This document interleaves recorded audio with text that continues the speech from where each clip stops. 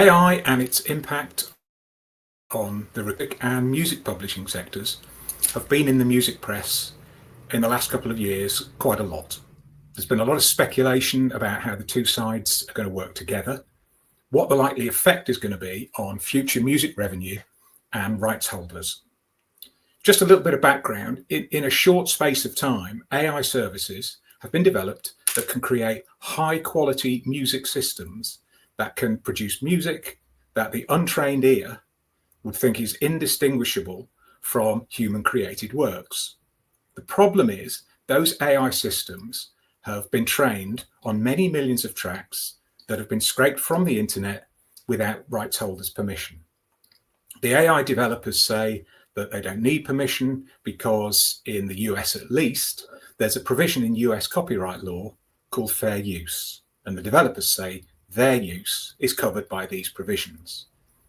Now, music companies disagree, so have sued the developers, most notably the creators of the two services, Udio and Suno. The case is currently going through the courts and it should reach a decision at district court level early next year. But the likelihood is there'll be an out-of-court settlement. And what that'll mean is some kind of upfront payment and licensing deal. So in other words, the services will be able to use music company content for a price to train their music creation systems.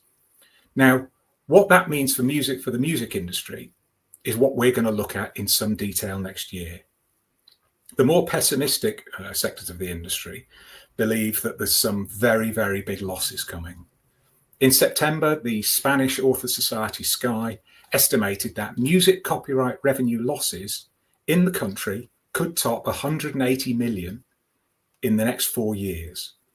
Author Society Confederation CSAC has previously estimated that global music creators' revenue could fall by a quarter over the same time period.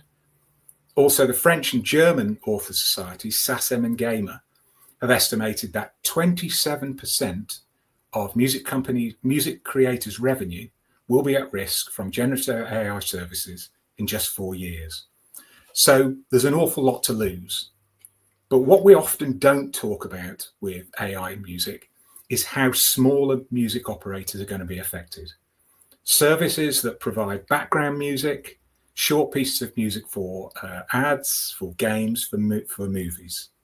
If AI can generate music of a high enough quality at a lower price than traditional music authors and creators, then it's these music creators that will quickly be out of business.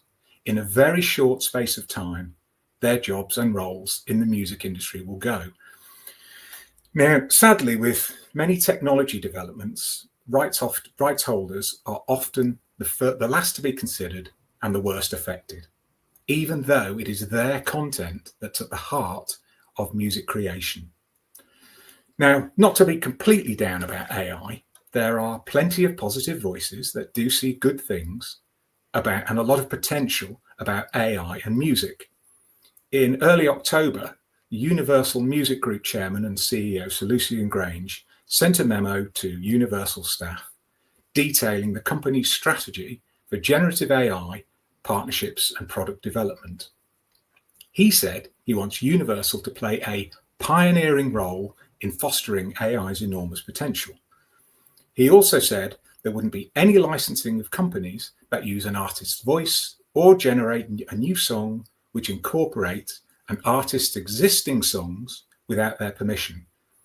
Now, these are good things to hear, and they probably echo the sentiments of senior executives at most other music companies. But there's a lot to be decided over the next 12 months. And so we will be covering all developments with detailed analysis of what it all means to be involved. Our research agenda will be heavily affected by AI and music, our recorded music forecast, our music publishing forecasts, and our general music content. If you want to know more about what we think about this rapidly evolving sector and how it's going to develop, then please get in touch.